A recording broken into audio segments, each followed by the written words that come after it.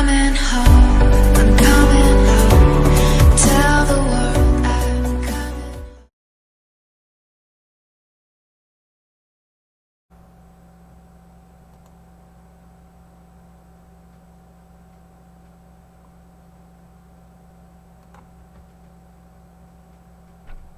Amidst the ranks of the Lumineth infantry, Vanarii lord-regents are a powerful and inspiring force. Under their astute leadership, wardens adopt near impenetrable shield walls to impede the enemy, blunting their assault in readiness for a swift counterattack. Hello there and welcome to this paint guide, all about painting this awesome Lumineth Realm Lord's character. This is a really exciting one because there's actually a couple simple techniques that we'll go over used by the heavy metal painters. Let's get started. All the paints we'll be using are on screen now. These are just the ones that I've chosen for this video, so feel free to swap them out with whatever ones you choose. And same again for all the brushes and extra equipment that I'm going to be using in today's video. So before we get started, our mini first needs an undercoat, and I've gone with Wraithbone Spray. This will give us a great head start with the armour, but it's up to you if you want to use a different undercoat spray instead. So with that out of the way, let's get started. So first I'm going to base coat all the armour and the undersuit and also the banner symbols with Wraithbone from the pot.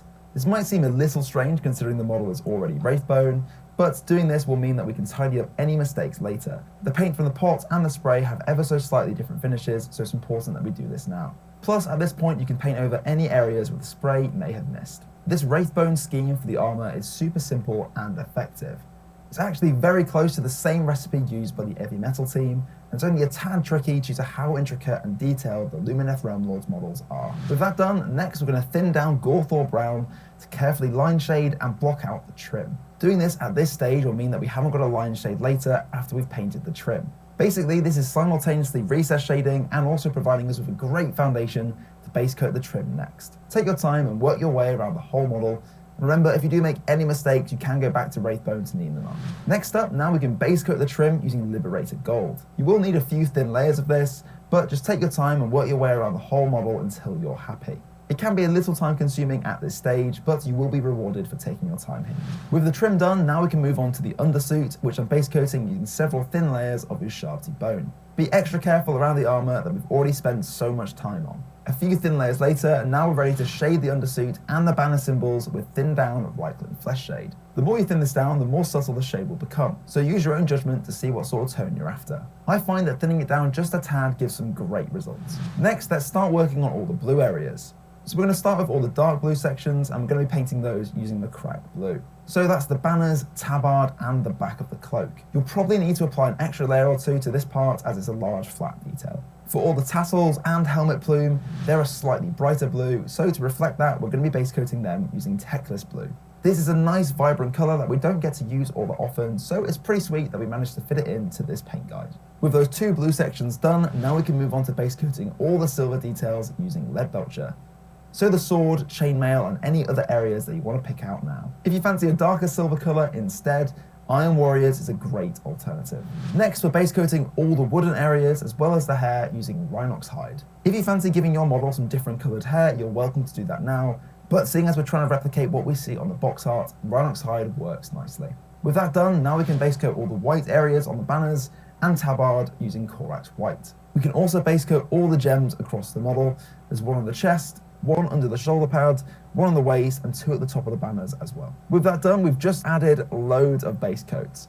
Before we move on to shading, there's just one extra one to do, and that's Mefiston red for the weapon handle. And there we go, with that done, now it's time for shading. Use Norn oil to shade the dark blue details, red handle, tassels, Leadbelcher, Rhinox hide, and Corax white details. With that said, do not shade the gems. We'll be painting those differently later. For some of the large flat details, it might be worth mixing in some Lamia medium to make the shade more subtle. So I'm mixing in a little bit extra over the cloak, and also some of the bright colours like the white. With that dry, we're now making real progress with our lord-regent. Next, let's base coat the inside section of the cloak using Fenrisian grey. This is quite a tricky area to paint just because of where it is, so take your time and be extra careful. A few thin layers later, you'll be ready for the next step.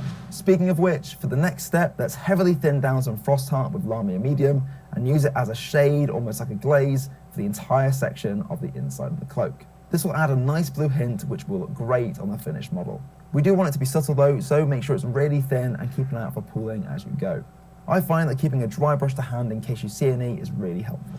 And with that all done, now we can go back to Fenrisian Grey to layer over the raised areas. It's important that the last stage is completely dry before this, but this will tidy up the cloak and make the whole thing look much neater. Right, with the inside section of the cloak finished, let's move on to painting all the gold areas. Separately to the trim, there's actually quite a few gold details dotted around the model. For these parts, we're using Retributor armor. So we're applying this to the symbols on the chest and the knees, the sword hilt, and these extra details above the banners. Be extra careful around those other details that we've already painted. We have painted quite a few now, but don't worry if you do mess up. We can always go back to those other paints to tidy up. Once you're happy with the base coat, now we can shade all those Retributor armor sections using Gore-grunta fur, mixed with a small amount of Lamia medium. Depending on how intense you want the shade to be, you can mix in more or less medium. With that done, there's not many more details left to paint before we can call our model finished. One of the main areas left is the face and skin, so let's move on to that now. Let's start with a base coat of Kislev flesh. You want to apply this in several thin layers, focusing more on the consistency of the paint rather than the coverage. The coverage will come naturally, so just keep the layers as thin as you can. Once you're happy with the base coat, now we can thin down some Reichland flesh shade and shade select areas of the skin. So on the face, we're looking to pick out all the sculpted details like the eyes, mouth and ears, but also apply a small amount under the cheeks and to either side of the temple to add some soft shading. Once that's done and dry, we can go back to Kislev flesh to tidy up and layer over the skin, and then we can apply some highlights. First, let's highlight all the raised areas using Screaming Skull. Rather than highlighting with harsh lines like we would on armor, here we're looking to create smooth color transitions. So applying several subtle thin layers on the raised areas will result in the effect we're after. With that done, now it's time to paint the eyes. First, let's block them out using Abaddon Black. If you make any mistakes here, don't worry about tidying up yet. Wait until after the next step, as that's also quite a fiddly one. Speaking of which, next let's add 2 tiny dots of white scar either side of each eye, like so.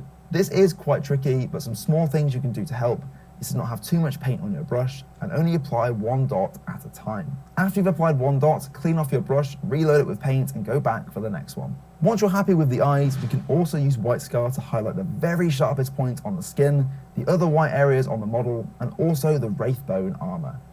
The longer you take here, the better results you'll get, so it's worth taking your time. With the skin finished and the armor highlighted, we're super close to finishing our mini now. Next, let's move on to painting the gems, and we're actually going to do this in the exact same way as the Heavy Metal team does it, which is really exciting. So first, we're going to thin down some Takala Lilac and apply glaze all over each gem. Once that's done, let's add another glaze, this time using Dark Reaper. This will also shade all those symbols within some of the gems. Then finally, let's go back to white scar to apply a neat little highlight. And that's the gems done. It's crazy to think that such a simple and effective approach was the exact same way the gems were painted on the box art by the Heavy Metal painters. Right, with that finished, our Lord Regent is more than ready for the gaming table. If you're happy with your own mini at this stage, you can skip straight to basing and you'll be finished. But if you want to take it up a notch, stick around and let's add some highlights. First up, for all the metallics, let's add a highlight of Stormhost Silver. So that's the trim, gold and silver details. With that done, we can use a Alайток Blue to highlight the dark blue areas. And seeing as there is quite a lot of dark blue on this mini, once you're finished adding the Alайтok Blue highlight, you can take it a step further and add a second highlight to the raised areas and edges using the aptly named Hoeth Blue. For all the tassels across the model, because these are a much brighter blue, highlight them with Lothern Blue. These are quite small details, so just be extra careful during this stage. And finally, let's conclude our highlighting with Gordor Brown, which can be used on both the hair and wooden details like the poles holding up the banners. And there we go, all highlighted up and looking suitably awesome. All that's missing is the base. Let's start with the rubble. Base coat it in the grey of your choice. I'm using Stormvermin Fur. This is a layer paint, so we will need to apply a couple extra thin layers. For all the reeds, we can base coat them using Lorен Forest. This is another paint that we don't tend to use all that often, so it's really cool that we managed to fit it into this paint guide. And with that done, next we can apply some texture paint. I'm using Sterling Mud. Once you're happy, apply a shade all over the rubble, reeds and texture using Norm Oil. You can thin this down for a more subtle result. And then once that's dry, apply a dry brush highlight to the texture, rubble and reeds using Screaming Skull. With that done, all that's missing is the base rim, which can now be painted in the colour of your choice. I'm using Steel Legion Drab to match the box art. And there we are, now our Vanarii Lord-Regent is ready to inspire the forces of the Lumineth Realm Lords on the battlefield and lead them to victory. Well, that's all from me. Thanks for tuning into this paint guide. If you're looking for more tutorials, tips and tricks, you can check out some of the other videos on the Warhammer YouTube channel, or alternatively you can head to a Warhammer store where our friendly staff are always happy to help. Thanks again for watching, see you next time, bye bye!